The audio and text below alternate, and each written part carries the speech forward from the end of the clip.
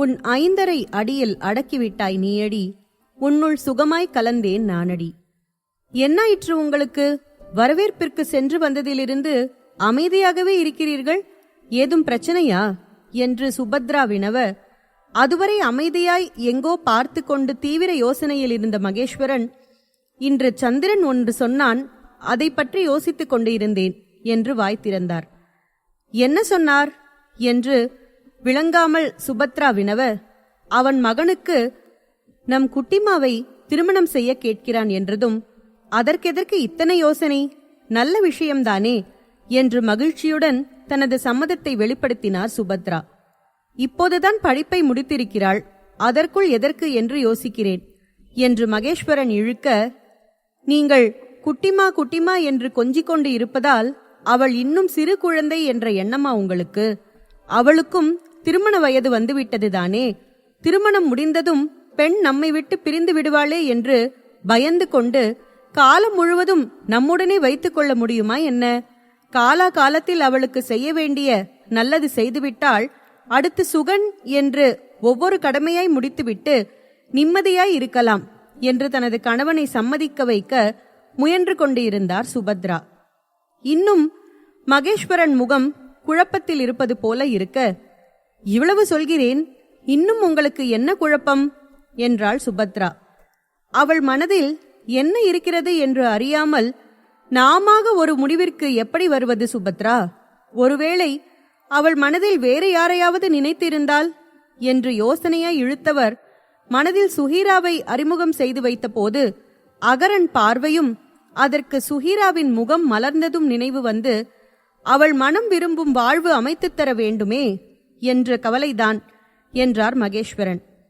பெற்றவர்கள் அவளுக்கு என்ன கெடுதலா செய்துவிடப் போகிறோம்? நாம் பார்க்கும் பையனை கட்டிக்கொள்ள என்ன வந்தது? நீங்கள் தயங்காமல் அவர்களை வர சொல்லுங்கள், நான் சுஹீராவிடம் பேசிக்கொள்கிறேன் என்று கூறிய மனைவியை விசித்திரமாய் பார்த்தார் மகேஸ்வரன். நம் மகன் சுகந்தன் ஒரு பெண்ணை காதலிக்கிறான் சுபத்ரா, ஆனால் அவள் நம் குடும்பத்திற்கு பொருத்தமானவளா என்று எனக்கு சந்தேகம் என்று யோசனையாய் நிறுத்த, கோபமாய், என் மகன் அப்படிப்பட்டவன் இல்லை, எனக்கு தெரியாமல் எதுவும் செய்ய மாட்டான், அப்படியே அவனுக்கு வேறு பெண்ணை பிடித்திருந்தால் நான் வேண்டாம் என்றால் விட்டு விடுவான் என்றார் சுபத்ரா. ஓ, ஒருவேளை நீ சொல்லியும் மனதை மாற்றிக்கொள்ளாமல் அந்த பெண்ணைதான் மணப்பேன் என்று சுகன் சொன்னால் என்ன செய்வாய் என்று மகேஸ்வரன் எதிர்கேள்வி கேட்கவும், கொஞ்சமும் தயங்காமல், மகன் சந்தோஷந்தான் முக்கியம் என்று அந்த பெண்ணை ஏற்க வேண்டியதுதான் என்று சுபத்ரா கூற, கசந்த புன்னகையை சிந்திய மகேஸ்வரன், கவலைப்படாதே, இப்போதைக்கு உன் பையன் உனக்கு அந்த கஷ்டத்தை கொடுக்கவில்லை என்றார். என்ன என்று புரியாமல் பார்த்த மனைவியை பார்த்து பேசத் துவங்கினார். மகனுக்கு ஒரு நியாயம், மகளுக்கு ஒரு நியாயம். மகள் காதலித்தால் கட்டாய திருமணம், மகன் காதலித்தால் அவன் சந்தோஷம்தான் முக்கியம் என்று சம்மதிப்பாய். என்ன நடைமுறை இது? எனக்கு விளங்கவில்லை. அவளுக்கும் தனி உணர்வு உண்டு, விருப்பம் உண்டு என்று நீ என்றுதான் புரிந்து கொள்ளப் போகிறாய் என்று கசந்த குரலில் கூறியவர், அது சரி, குட்டிமா என்ன செய்தாலும் குற்றம் குறை காணும் உன்னை போய் அவள் உணர்வுகளுக்கு மதிப்பு தர வேண்டும் என்று எதிர்பார்ப்பது என் குற்றம்தான் என்று வருத்தமாய் கூறினார். அவர் முன் சென்று அமர்ந்த சுபத்ரா, அதிகமான பெண்கள் தங்களுக்கு ஆண் குழந்தை வேண்டும், பெண் குழந்தை வேண்டாம் என்று ஏன் விரும்புவார்கள் என்று தெரியுமா? ஒரு பெண்ணாய் இந்த சமூகத்தில் தான் அனுபவித்த இன்னல்களை தனது மகளும் அனுபவிக்க கூடாது என்பதற்காகத்தான் எல்லா அம்மாக்களும் தன் மகள்களை கண்காணித்துக் கொண்டேதான் இருப்பார்கள். எந்த கயவன் கண்ணும் நம் பெண் மீது பட்டு அவள் வாழ்வு அழிந்துவிடக் கூடாது என்றுதான் வயதில் உணர்ச்சிகள் கண்ணை மறைக்க அது காதல் என்று எடுக்கும் முடிவில் எனக்கு நம்பிக்கை இல்லை. எனக்கு என் மகள் வாழ்வு அவளை காலம் முழுவதும் அன்புடன் கவனித்துக் கொள்பவனுடன் அமைய வேண்டும். அதனால் நீங்கள் என்னை என்ன சொன்னாலும் அதை பற்றி எனக்கு கவலை இல்லை. உங்கள் நண்பர் குடும்பத்தை நாளை நம் வீட்டிற்கு விருந்திற்கு வரச் சொல்லுங்கள். அதன்பின் சுஹீராவை எப்படி சம்மதிக்க வைக்க வேண்டும் என்று எனக்கு தெரியும் என்று தீர்மானமாய் கூறினார் சுபத்ரா. என்ன, நம்ம சுஹீராவிற்கு திருமணமா? ரொம்ப நல்லதுதான். காலா காலத்தில் செய்ய வேண்டியதை செய்ய வேண்டும் என்று கையில் சோட்டுவை பிடித்தபடி அங்கு வந்து நின்றார் சோட்டுவின் பாட்டி. அதையேதான் நானும் இவரிடம் சொல்லிக் கொண்டு இருக்கிறேன் அக்கா. ஆனால் இவர்தான் இப்போது என்ன அவசரம் என்று தயங்குகிறார் என்று வரவேற்பாய் புன்னகை செய்தார் சுபத்ரா. நல்ல இடம் வரும்போது தயக்கம் எதற்கு என்று சோட்டு பாட்டி கூறிக்கொண்டு இருக்கும் போதே வீட்டின் உள்ளே ஏதோ உடையும் சத்தம் கேட்டு அனைவரும் சென்று பார்க்க பூஜை அறையில் சாமி படத்தில் அணிவித்திருந்த மாலை சரிந்து அதன் முன் இருந்த விளக்கை தட்டிவிட்டிருக்க தீபம் கீழே விழுந்த சத்தமது. திருமண விபரம் பேசும்போது இது என்ன அபசகுணமாய் என்று சுபத்ரா கலங்கிப் போனார். மனைவி முகத்தில் வாட்டம் கண்ட மகேஸ்வரன், என்ன சுபத்ரா, இதற்கெல்லாம் கலங்கிக் கொண்டு? இவ்வளவு பெரிய மாலை கணம் தாங்காமல் சரிந்து விட்டது. சரி சரி வா என்று அழைத்து சென்றவர் குடிக்க தண்ணீர் கொண்டு வந்து கொடுக்க அதை வாங்கி குடித்தவர், நீங்கள் என்ன சொன்னாலும் சரி, மனம் பயம் கொள்ளத்தான் செய்கிறது என்று அச்சம் விலகாமல் கூற ஆதரவாய் அவர் கைப்பற்றி கொண்ட மகேஸ்வரன், சரி, இப்போதைக்கு திருமணம் பற்றி பேச வேண்டாம், சந்திரனிடம் கூறிவிடுகிறேன் என்றார். என்ன செய்வது என்று புரியாமல் சுபத்ரா அமைதியாய் அமர்ந்திருக்க, நல்ல விஷயம் பேச துவங்கி அதை பாதியில் விடக்கூடாது. ஒன்று செய்யுங்கள், மனது குழப்பமாய் இருந்தால் இருவரும் உங்கள் குலதெய்வம் கோவிலுக்கு போய் வாருங்கள். அதன்பின் திருமண பேச்சை துவங்குங்கள். பொதுவாய் எல்லோரும் திருமணம் போன்ற பெரிய விஷயம் முடிவெடுக்கும் போது இஷ்ட தெய்வத்தை வணங்கிவிட்டே செய்வர். நீங்களும் அதையே செய்யலாமே என்று சோட்டு பாட்டி யோசனை சொல்ல இருவருக்கும் அதுவே சரியாய்ப்பட்டது. நாளையே நாம் கோவிலுக்கு போய் வரலாம் என்று முடிவெடுத்தனர். அதுவும் சரிதான் என்றவர், இந்த சோட்டு விளையாட்டு பொருள் இங்கு இருக்கிறதாம், அதை எடுத்து செல்லதான் வந்தேன். வந்ததும் நல்லதுதான், உங்கள் குழப்பத்தை தீர்க்க முடிந்ததே. சோட்டு, உன் பொருளை எடுத்துக்கொள், கிளம்பலாம் என்று சோட்டுவுடன் கிளம்பினார் அவர். இன்று சுகனுக்கும் நிறைய வேலை என்று எங்களுடன் வர முடியவில்லை. உன்னை உடன் அழைத்து செல்லலாம் என்றால் நீயும் இப்படி காலில் அடிபட்டு கிடக்கிறாய். ஏண்டி, திரும்பி வந்ததும் வராததும் குளிக்கிறேன் என்று இப்படி காலை உடைத்துக் கொண்டு நிற்க வேண்டுமா என்ன என்று சிடுசிடுத்தார் சுபத்ரா. என்னம்மா, என்ன செய்தாலும் திட்டினால் எப்படி? வெளியில் சென்று வந்தது கசகசவென்று இருந்தது என்று குளித்தது ஒரு குற்றமா என்று சலித்துக் கொண்டாள் சுஹீரா. நீ குளித்தது, கீழே விழுந்து குட்டிக்கரணம் போட்டது எதுவும் குற்றமில்லை குட்டிமா. நீ கீழே விழுந்ததால் வீட்டிற்குள் குட்டி நிலநடுக்கம் ஏற்பட்டு அதனால் பூஜை அறையில் இருந்த விளக்கு மண்ணை கவியதுதான் குற்றம் என்று சிரிக்காமல் கேலி செய்தான் சுகந்தன். அப்பப்பா, பாருங்கள் என்று செல்லமாய் தந்தை தோளில் சாய்ந்து, நான் விழுந்து கால் உடைந்து கிடப்பது கவலை இல்லையாம், கவலையெல்லாம் அந்த விளக்கு விழுந்ததுதானாம், அதுவும் நான் விழுந்ததால் விழுந்தது வேறு என்று மொக்கையாய் சிரிக்கக்கூட முடியாத கேலி வேறு. என்னால் தான் விளக்கு விழுந்ததா? நீங்கள் சொல்லுங்கள் அப்பா என்று சலுகையாய் கேட்க, இதற்கு உனக்கு சாட்சி வேறு தேவையா என்று மீண்டும் சுகன் துவங்க, என்னால் தான் வீடு அதிர்ந்ததா, அதற்கு உன்னிடம் ஆதாரம் உள்ளதா என்று சுகனை பார்த்து முறைப்பாய் வினவினாள் சுஹீரா. என்ன செய்ய குட்டிமா, உன் அம்மா விளக்கு விழுந்து கவலையாய் நாளை கோவிலுக்கு போகலாம் என்று முடிவுக்கு வந்த நேரம் நீ வந்து காலை உடைத்து கொண்டேன் என்று நின்றாய். நேரம் காலமெல்லாம் சரியாய்தானே உள்ளது என்று மகேஸ்வரனும் சுகனுடன் சேர்ந்து கொள்ள, அப்பா நீங்களுமா என்று முகம் சுருங்க அழுவது போல கண்களை கசக்கிக் கொண்டு, என் மீது யாருக்கும் பாசமே இல்லை, இப்படி அடிபட்டு கிடக்கும் மகளை கவனிப்பதை விட இப்போது குலதெய்வம்தான் முக்கியமா என்று கேட்டு செல்லமாய் சினுங்கினாள் சுஹீரா. ஏய், சும்மா நடிக்காதே, இந்த நடிப்பெல்லாம் என்னிடம் செல்லாது. நீ இன்று என்ன சொல்லி கண்ணை கசக்கிக் கொண்டு நின்றாலும் என் முடிவில் மாற்றமில்லை.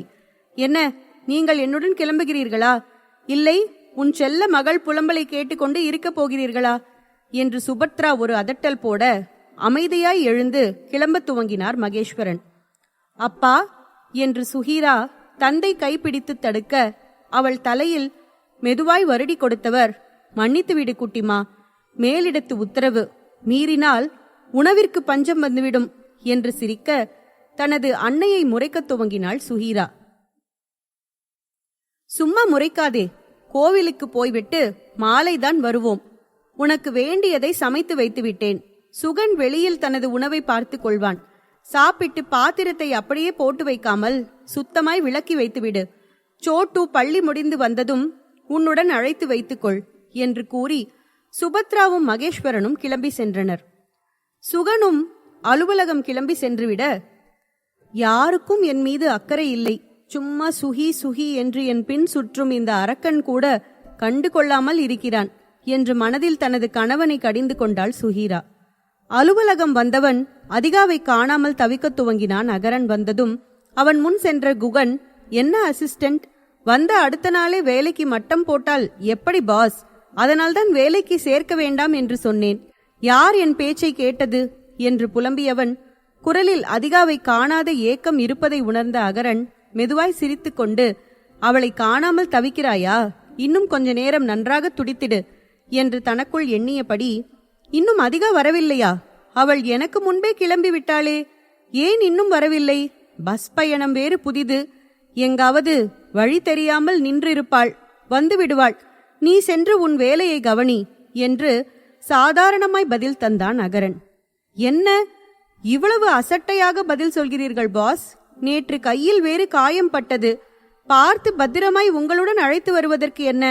எங்கு வழி தெரியாமல் நிற்கின்றாளோ என்று பதட்டமாய் தனது மொபைலில் இருந்து அதிகாவிற்கு முயன்றான். முதல் முறை தவறி இரண்டாம் முறை அதிகா எடுக்கவும், நீ எங்கு இருக்கிறாய் சொல், நான் வந்து உன்னை அழைத்து வருகிறேன் என்று வினவ, என் வீட்டில் இருக்கிறேன் குகன், வந்து அழைத்து போகிறாயா என்று வினவியவள் குரலில் கேலி இழையோட, என்ன விளையாடுகிறாயா என்று குகன் வினவ, உன்னுடன் விளையாட நீ என்ன என் அத்தை மகனா? குகா, உண்மையைத்தான் சொல்கிறேன், கையில் அடிபட்டு இருக்கிறது, இதோடு எங்கு கிளம்புகிறாய்? அத்தை விடமாட்டேன் என்கிறார்கள். கரணும் ஓய்வெடு என்று என்னை விட்டுவிட்டு கிளம்பி விட்டான் என்று அதிகா கெஞ்சலாய் கேட்க, என்ன நீ இன்னும் கிளம்பவே இல்லையா? குகன் அதிர்ந்திட, இதைத்தான் இவ்வளவு நேரம் கூறிக்கொண்டிருக்கிறேன் என்று அதிகா பதில் தந்தாள். அகரனை நிமிர்ந்து பார்த்தவன் அகரன் கண்ணில் தெரிந்த குறும்பு சிரிப்பை கண்டு, அது ஒன்றுமில்லை, உனக்கு கையில் அடிபட்டது எப்படி உள்ளது, நீ ஓய்வெடு என்று அவள் பதிலை கூட எதிர்பார்க்காமல் அவசரமாய் கூறி முடித்து அழைப்பை துண்டித்தான் குகன்.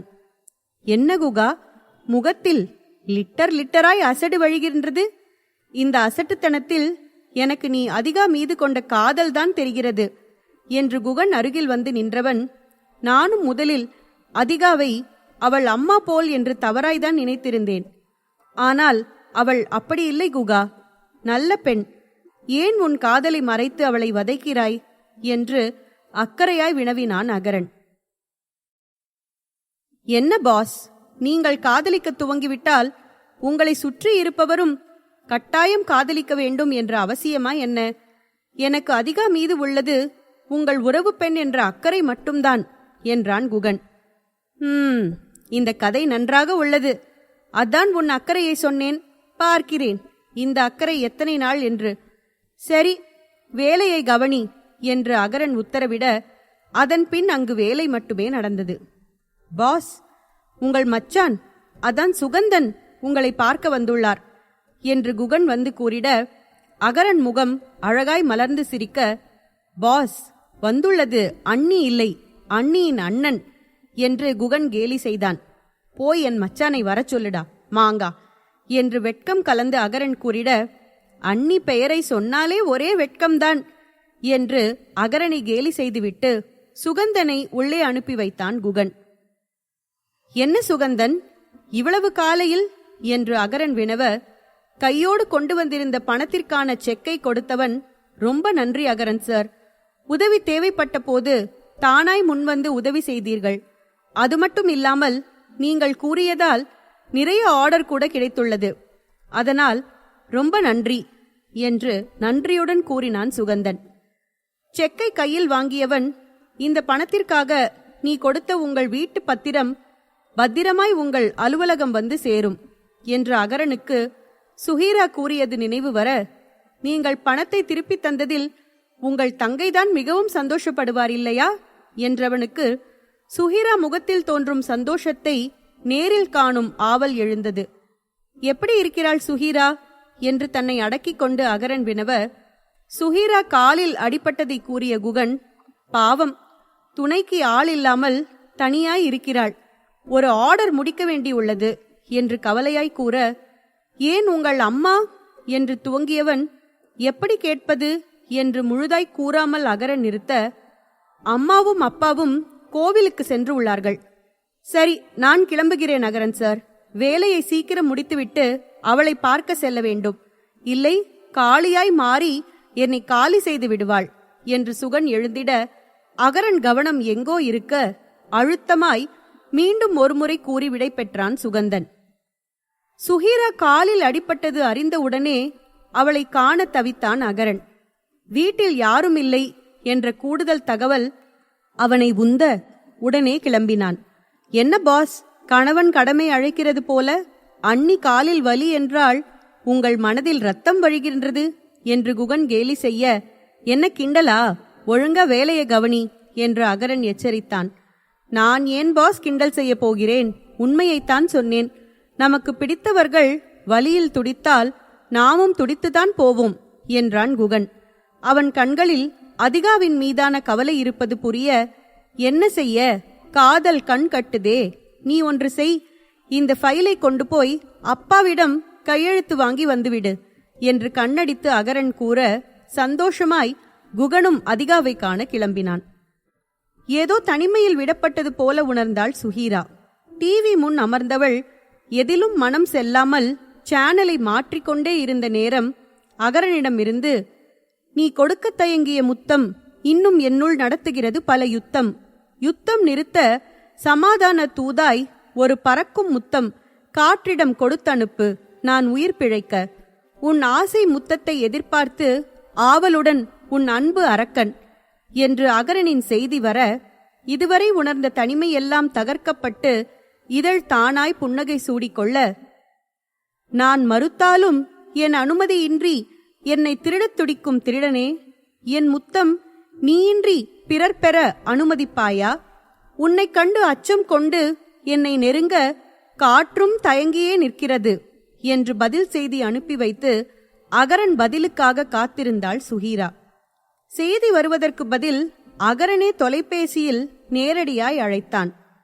வேண்டுமென்றே சிறிது நேரம் வெறுப்பேற்றிவிட்டு எடுத்தவள், என்ன வேண்டும் உனக்கு, சும்மா காலையில் அறுவையை போட்டுக்கொண்டு என்று தனக்குள் சிரித்துக்கொண்டே தன் அவனை மிரட்டத் துவங்கினாள் சுஹீரா.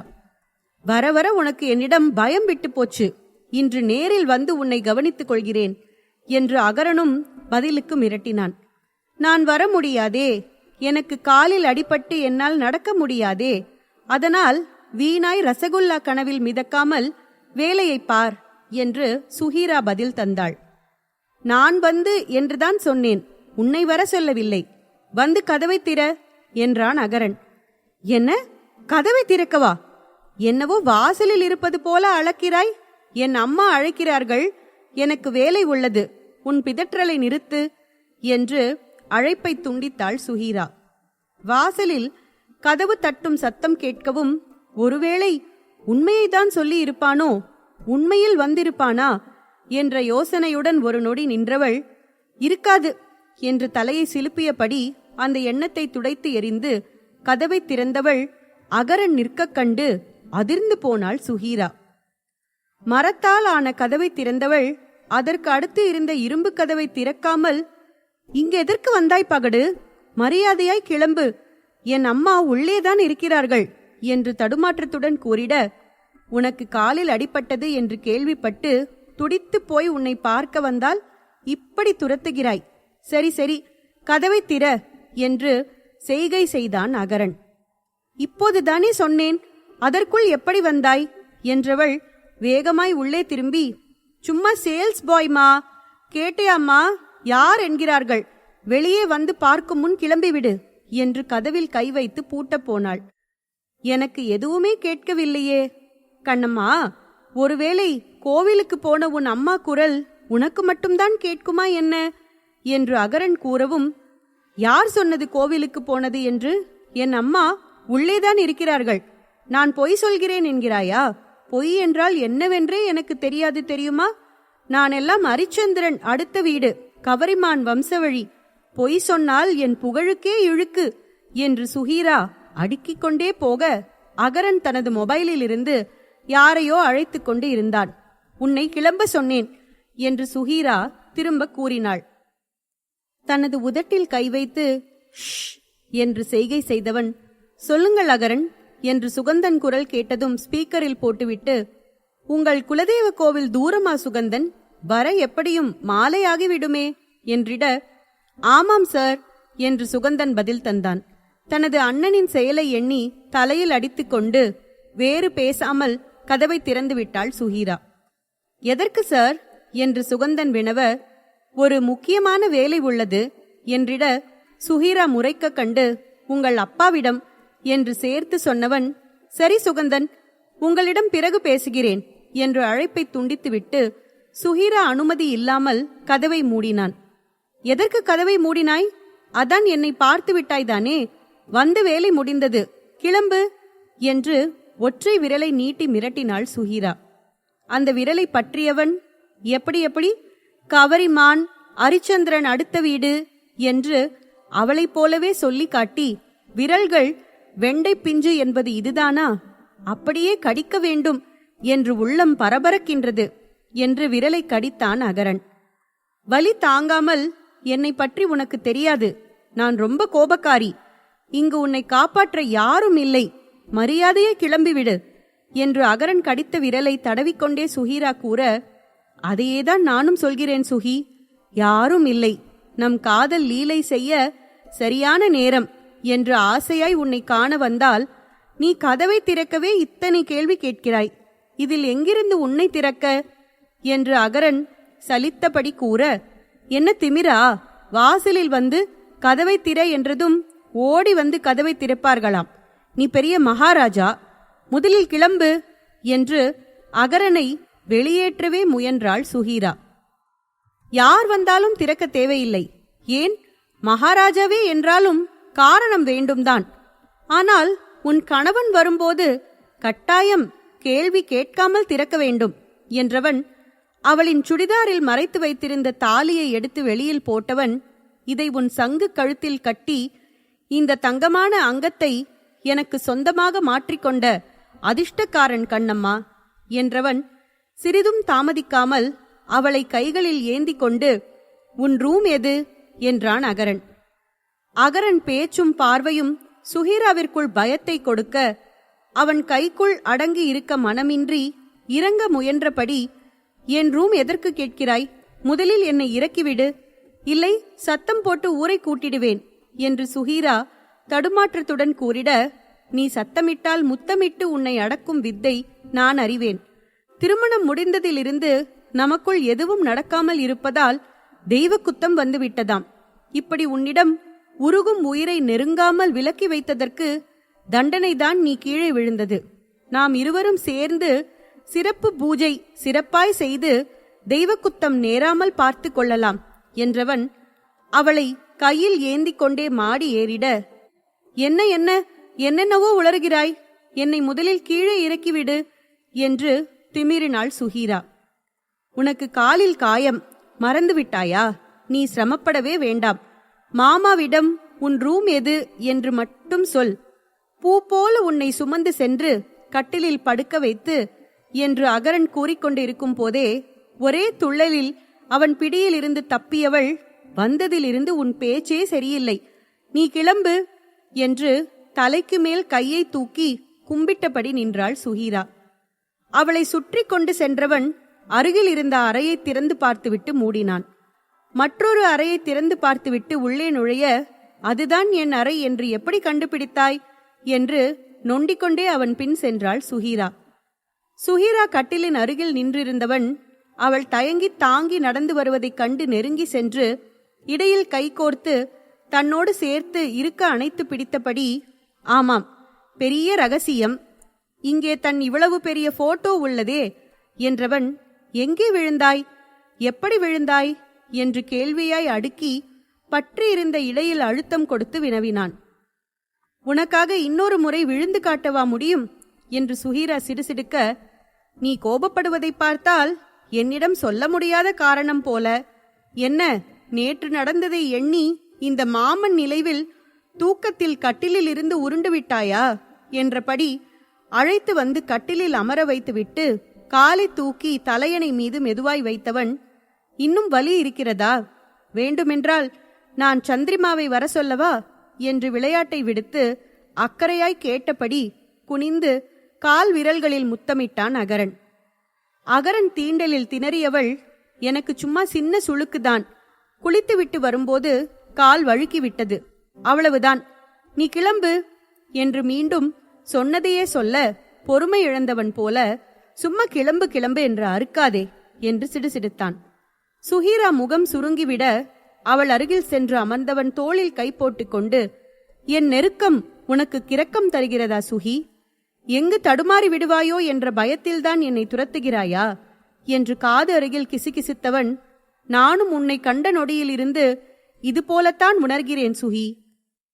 என்னுடன் இருக்கும் வேளை உன் ஆடைகளுக்கு விடுமுறை கொடுத்திடு, உன் உடையனை என்னை உடுத்திடு, இதுவரை நீ அறியாத இன்ப சொர்க்கம் என்னவென்று உனக்கு உணர்த்திடுவேன் நானடி என்றவன் பூனைக்குட்டி போல உரசிக்கொண்டே நெருங்கி அமர்ந்து கொண்டு, தீய பழக்கங்களும் நீயும் ஒன்றுதான், அதை பழகிவிட்டால் விட முடிவதில்லை, உன்னை தொட்டுவிட்டால் விலக முடிவதில்லை என்றவன் கழுத்து வளைவில் இதழ் பதித்து, என் சுஹி சுஹி என்று விடாமல் அவள் பெயரை மந்திரம் போல உச்சரிக்க, மந்திரத்தில் கட்டுண்டவள் போல சுஹீரா அகரன் பிடியில் மயங்கத் துவங்கினாள். இப்போதெல்லாம் இரவில் எனக்கு உறக்கம் வரவில்லை கண்ணம்மா, அசந்து கண்மூடினாலும் கனவில் வந்து நீ காதல் செய்திட தூக்கம் பறந்து எழுந்து அமர்ந்து விடுகிறேன். உன்னை என் வீட்டிற்கு அழைத்து சென்று இந்த நெஞ்சம் எனும் மஞ்சத்தில் சரிந்து உன்னை தழுவிக்கொண்டு உறங்கினால்தான் நிம்மதியான உறக்கம் என்னை தழுவும் கண்ணம்மா என்றவன் மெதுவாய் சரிந்து அவள் மடியில் தலை வைத்து இடையை சுற்றி கை போட்டு கொண்டவன் சுஹீரா முகம் நாணத்தால் சிவந்திருக்க அதை பார்வை விலகாமல் ரசித்தபடி, உன் மார்பில் என்னை சுமந்து தாலாட்டி இதமாய் தூங்க வைக்கும் என் தலையணை நீயடி, ஆசை தீண்டலில் உன் தேகம் முழுவதும் நாணச் சிவப்பேற்றும் உன் மருதாணி நானடி என்றவன் தலையை மட்டும் திருப்பி வயிற்றில் முத்தமிட கூச்சம் தாழாமல் அவன் தலைமுடி பற்றி தடுத்தவள், தயவு செய்து நீ கிளம்பு பகடு, இனி நீ இங்கு இருப்பது சரியில்லை என்று வாய் கூறிட கைகள் இதமாய் தலைமுடி கோதியது. சுஹீராவின் விசித்திர செயலில் மெல்ல மெல்ல மோகம் தலைக்கேற, நான் கேட்டது இன்னும் கிடைக்கவில்லையே சுஹி என்று கிறக்கமாய் மொழிந்தவன் சுஹி மறுப்பாய் தலையசைக்க அவள் சுதாரிக்கும் முன் வேகமாய் எழுந்தவன் சுஹீரா விலக முடியாமல் பின்தலையில் கை கொண்டு அசையாமல் அழுத்தி பிடித்தவன், எனக்கு வேண்டியது அடையாமல் விடமாட்டேன் சுஹி, இன்னும் என் குணம் புரியவில்லையா உனக்கு என்றவன் இமை மூடி தன் அவள் இதழில் தனது காதலுக்கான முத்தக் கவிதை வடிக்கத் துவங்கினான் அகரன். முதலில் விலகும் எண்ணம் வந்தவளுக்கு அகரன் நெருக்கம் வேண்டும் என்று காதல் மனம் நச்சரிக்க இமை மூடி அகரன் வடிக்கும் காதல் கவிதையின் காகிதமாய் மாறிப்போனாள் சுஹீரா. சுஹீராவிடமிருந்து எந்த எதிர்ப்பும் இல்லாமல் போக அவளின் மௌனம் எல்லை மீறும் துணிவை தந்தது அகரனுக்கு. இதழ் விலக்காமலே கைகள் அவள் செழுமையான அங்கங்கள் அளந்திட முழுதாய் அவளை அடைந்திடும் எண்ணம் முளைத்தது. தன்னோடு சேர்த்து இறுக்கிக் கொண்டவன் முகம் எங்கும் முத்தமழை பொழிந்து மெதுவாய் கழுத்தில் இறங்கி கொஞ்சம் கொஞ்சமாய் தன் அவளை தனது காதல் லீலையில் மயக்க வைத்து துவங்கினான் அகரன். இதுவரை தீண்டாத பாகங்கள் தீண்டி சுகம் என்னவென்று கண்டவள் மெதுவாய் இதழ் யுத்தம் விடுத்து, இதுவரை நான் அறியாத மன்மத கலையை உன் மயக்கும் விழி எனக்கு அறிமுகம் செய்யுதடி, புரியாத பாடமெல்லாம் புரிகிற திகைப்பில் என் உள்ளம் தித்திக்குதடி என்று தனது உள்ளத்தின் தடுமாற்றத்தை உணர்ந்தவன், சுஹி எனக்கு நீ வேண்டும் என்று மனு போட்டு பதிலுக்காக காத்திருந்தான் அகரன். மௌனமாய் அகரனிடமிருந்து விலகி என்ன என்று புரியாதது போல சுஹீரா வினவ, என்றும் இல்லாத சுஹியின் அமைதி அகரனை தடுமாற செய்தது. உன்னை நான் என்று தடுமாறும் குரலில், உனக்கு சம்மதம்தானே என்று வினவியவன் குரலில் மறுக்காதே என்று வேண்டுதல் கலந்திருக்க எதுவும் பேசாமல் இமை மூடிக்கொண்டாள் சுஹீரா. நமக்கு திருமணம் முடிந்துவிட்டது, ஆனால் இன்னும் பெரியவர்களின் சம்மதம் பெறவில்லை, அதுவரை என்று கண்களை திறக்காமல் கூறிட மூடிய இமைகளில் முத்தமிட்டு, உன் விருப்பமின்றி உன் பகடு உன்னை நெருங்க மாட்டேன், ஆனால் இன்னும் கொஞ்சம் ரசகுல்லா மட்டும் கிடைக்குமா, இதையும் மறுக்காதே, நான் தாங்க மாட்டேன் என்று அகரன் கிறக்கமாய் கொஞ்சிட, சம்மதமாய் சுஹீரா தலையசைத்த மறுநொடி இறுக அணைத்து இதழ் பதித்தவன் மூச்சு விடவும் மறந்தவன் போல முத்தத்தில் மூழ்கி இருக்க, அகரனின் முரட்டுத்தனத்தால் வலி உணர்ந்து சுஹீரா வலியில் முணங்க, மெதுவாய் முரட்டுத்தனத்தை குறைத்து கொண்டு விலக மனமில்லாமல் விலகினான் அகரன். இதற்கு மேல் இங்கு இருந்தால் என்னை கட்டுப்படுத்துவது கடினம். நான் கிளம்புகிறேன். நீ வந்து கதவை பூட்டிக்கொள் என்று மீண்டும் கையில் ஏந்தி கொண்டு கீழே இறங்கத் துவங்கினான். இம்முறை மறுக்காமல் அகரன் தோளில் சாய்ந்து கொண்டு, ஆமாம், எப்படி உடனே உடனே கவிதை வரிகள் சொல்கிறாய்? இத்தனை நாள் மனதில் இருந்த கேள்வியை சுஹீரா கேட்டிட, கவிதைகள் நான் படைக்கவில்லை, உன் காதல்தான் என்னை ஒரு கவிஞனாய் படைத்து விட்டது என்றான் அகரன். இதற்கும் கவிதைதான் பதிலா என்று சுஹீரா சிரித்திட, அவள் நெற்றியோடு நெற்றி முட்டியவன், காதலும் கவிதையும் ஒட்டி பிறந்த இரட்டைப் பிறவிகள், ஒன்றில்லாமல் மற்றொன்று இல்லை என்ற அகரன் மெதுவாய் படி இறங்கி கதவு வரை கொண்டு வந்து இறக்கிவிட்டான். கிளம்பும் நேரம் சுஹீரா தனது தலையில் அடித்துக்கொண்டு, வீட்டிற்கு வந்தவர்களுக்கு ஏதும் கொடுக்காமல் அனுப்பக்கூடாது, நீ இங்கேயே இரு, நான் உனக்கு குடிக்க ஏதாவது கொண்டு வருகிறேன் என்று திரும்பிட, அவளை கைப்பற்றி தடுத்தவன், அது விருந்தாளிகளுக்கு சொல்வது, வீட்டு மாப்பிள்ளைக்கு இல்லை.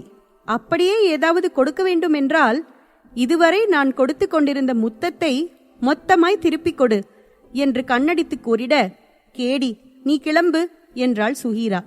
மீண்டும் தன்னவள் இதழ் அமுதம் பருகிவிட்டே கிளம்பி சென்றான் அகரன். அகரன் சென்றதும் வந்து சோபாவில் சரிந்தவள் முதல் முறை தன்னிடம் அனுமதி கேட்டு நெருங்கியது மனதில் இன்பமாய் நிறைய, அகரன் நினைவில் நொடிகளை கடக்கத் துவங்கினாள் சுஹீரா. முதல் முறை தன்னை விளக்காமல் சுஹீரா ஏற்றது மனதிற்கு இதம் தர, அவளை மட்டுமே மனதில் நிறைத்து கொண்டு அன்றைய நாளை கடத்தினான் அகரன். அகரன் கொடுத்து அனுப்பிய ஃபைலை ஈஸ்வரனிடம் கையெழுத்திற்காக கொடுத்தவன் கண்கள் மட்டும் அதிகாவை தேட, அதை கண்ட ஈஸ்வரருக்கு குகன் தேடுவது அதிகாவை என்று புரிந்திட, குகா என்று அழுத்தமாய் அழைத்து, வந்த வேலை முடிந்தது என்றால் கிளம்பு என்று கட்டளை போல் கூறவும், வேறு வழியின்றி குகன் கிளம்பும் தருணம், கொஞ்சமிரு குகா, குடிக்க உனக்கு ஜூஸ் கொண்டு வரச் சொன்னேன், குடித்துவிட்டு அதன் பிறகு கிளம்பு என்று கூறியபடி அங்கு வந்து நின்றார் யமுனா. இல்லை யமுனா, அவனுக்கு நேரம் இல்லை, இந்த ஃபைலை உடனே கொண்டு போக வேண்டும், அப்படித்தானே குகா என்றிட, இல்லை சார், அவசரம் ஒன்றும் இல்லை, அம்மா இவ்வளவு சொன்ன பிறகு மீறினால் நன்றாக இருக்காது என்றான் குகன். வேளையால் கையில் ஜூஸ் ஏந்தியபடி வர அவருக்கு முன் வந்து கொண்டு இருந்தாள் அதிகா. ஜூஸ் குகன் கையில் கொடுத்துவிட்டு அவன் ஒரு சோபாவில் அமரச் சொல்லி சைகை செய்தாள். தானும் மற்றொன்றில் அமர்ந்தவள் யோசனையாய் யமுனாவை பார்க்க, நீங்கள் கையெழுத்து போட்டுவிட்டால் உங்களுக்கு இங்கு என்ன வேலை, என்னுடன் வாருங்கள் என்று விடாப்பிடியாய் தன்னோடு ஈஸ்வரனை அழைத்து சென்றார் யமுனா. என்ன, என்னை பார்க்காமல் இருக்க முடியவில்லை போல, கையில் ஒரு ஃபைலை தூக்கி கொண்டு வந்துவிட்டாய் என்று அதிகா கேலி செய்ய, உங்களை பார்க்க என்று இல்லை, உண்மையில் இதில் ஈஸ்வரன் சார் கையெழுத்து வேண்டியிருந்தது என்றவன், அது சரி, வேலைக்கு சேர்ந்த மறுநாளே மட்டம் போடும் உன்னிடம் நான் எதற்கு விளக்கம் கொடுக்க வேண்டும் என்றான் குகன். எதற்கு இவ்வளவு கோபம் உனக்கு, என் நிலை புரியாதா என்ன என்று கண்களில் கெஞ்சலுடன் அதிகா நிறுத்த, உங்கள் நிலை தெரியாமல் இருக்குமா என்ன, அந்த கம்பெனியின் முதலாளி, நீங்கள் வந்தால் என்ன வராவிட்டால் என்ன என்று குத்தலாய் பதில் தந்தான் குகன். சரி, நான் வருகிறேன் என்றவன் யோசனையாய் தயங்கிக் கொண்டே, இப்போது கைவலி எப்படி இருக்கிறது, மருந்து எடுத்துக்கொண்டீர்களா என்று அக்கறையாய் வினவிட, உன்னை நினைத்துக்கொண்டே இருந்ததில் எனக்கு வலி தெரியவே இல்லை குகா என்று அதிகா அழகாய் முகம் மலர்ந்து சிரித்தாள். உங்களை திருத்தவே முடியாது என்றான் குகன். இதற்கான பதில் நேற்றே உன்னிடம் கூறிவிட்டேன். என்னை திருமணம் செய்து கொண்டு திருத்தும் உன் பொன்னான பணியை துவங்கு என்று உனக்கு எப்படி வசதி என்று அதிகா வினவ, வேகமாய் கையில் இருந்த ஜூஸை குடித்துவிட்டு, நான் வருகிறேன், உன் காயத்திற்கு மறக்காமல் மருந்திட்டுக்கொள் என்றவன் தாமதிக்காமல் வெளியில் சென்றிட, குகா என்று தடுத்தாள் அதிகா. ஒற்றை புருவம் ஏறி இறங்க நேற்று அவன் காயத்தில் கட்டிவிட்ட கைக்குட்டையை எடுத்து கண்ணம் உரசியபடி, என் காயத்தின் மருந்து உன் காதல்தான், மறுக்காமல் தந்திடு, அது போதும் நான் பிழைத்திட என்றிட, பதிலேதும் கூறாமல் வெளியேறினான் குகன். நான் கூட உன் மனம் மாற ரொம்ப நாள் ஆகும் என்று பயந்தேன் குகா. ஆனால் இவ்வளவு எளிதில் என் அருகில் வந்துவிட்டாய் என்று மனதில் நினைத்தவள் குகன் நினைவில் தனக்குள் சிரித்துக் கொண்டாள் அதிகா.